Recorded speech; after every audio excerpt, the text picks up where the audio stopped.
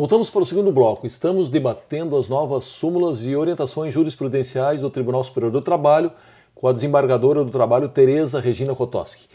Muito bem, desembargadora, uma outra alteração que foi inserida no âmbito jurisprudencial diz respeito à estabilidade dos dirigentes sindicais, que agora independe de comunicação da candidatura no prazo legal previsto no artigo 543, parágrafo 5º da CLT.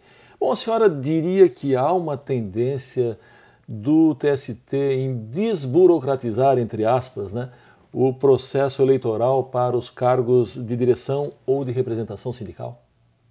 Nessa alteração eu não vejo propriamente uma tentativa de desburocratização por parte da jurisprudência do TST. O que ocorre aqui é que foi mitigada essa formalização, esse aspecto formal foi deixado de lado no que diz respeito à estabilidade do dirigente sindical. Então, o processo eleitoral permanece o mesmo, mas não há a necessidade de comunicação em 24 horas após o registro da candidatura para o empregador.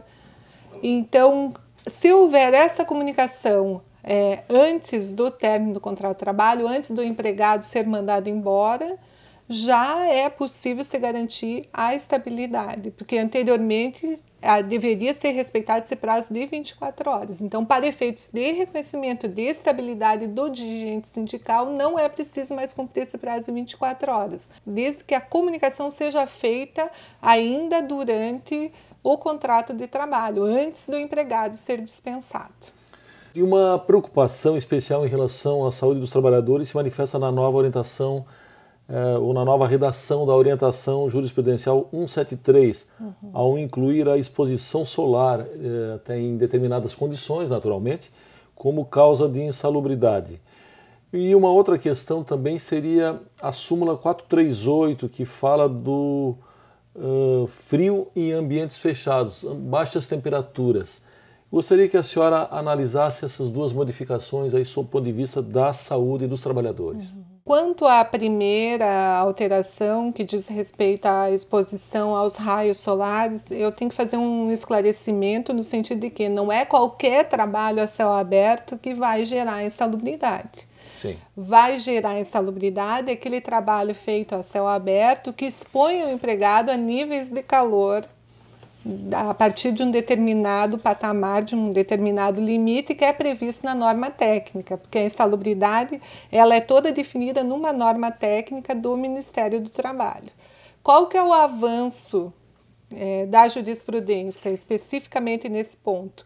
É que antes o fato do trabalhador estar exposto a calor excessivo só era considerado quando esse calor excessivo ocorria em ambientes fechados, então Sim. Dentro da fábrica, no local de trabalho fechado, na sala onde trabalhava, no pavilhão onde trabalhava.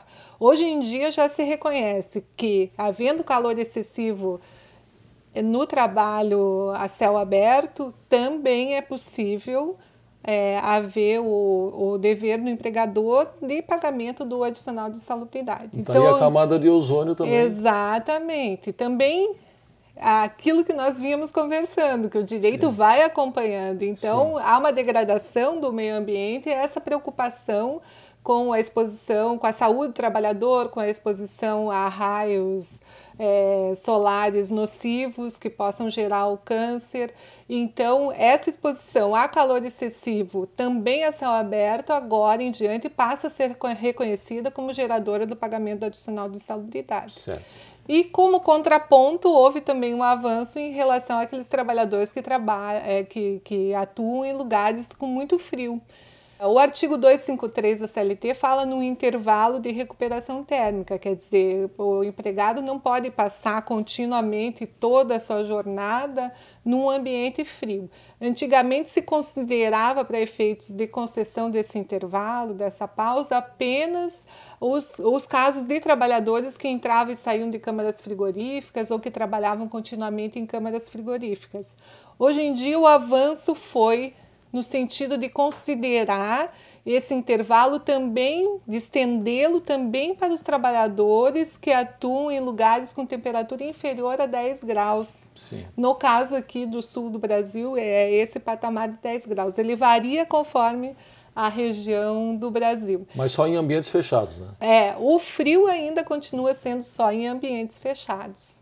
Quem sabe tenhamos futuramente uma extensão também a céu aberto, mas por enquanto estamos em ambientes fechados para o frio. Vamos aguardar. Bom, houve mudanças também em relação ao intervalo intra-jornada, pois cancelada a orientação jurisprudencial 342 e editada a súmula 437, cujo conteúdo alcançou aí diversas questões controvertidas a respeito do Instituto, ou seja, do intervalo intra-jornada. A senhora poderia explicar quais foram as alterações? Para o intervalo intra-jornada, nós temos assim, os trabalhadores que atuam mais de 6 horas por dia, eles devem ter 1 hora de intervalo intra-jornada. O que ocorria antes, qual era a jurisprudência antes? Se, porventura, eles tivessem só 30 minutos de intervalo intra-jornada, então ficariam 30 minutos para que o empregador remunerasse, que seria o tempo faltante para chegar na 1 hora. Então, como é que a jurisprudência evoluiu?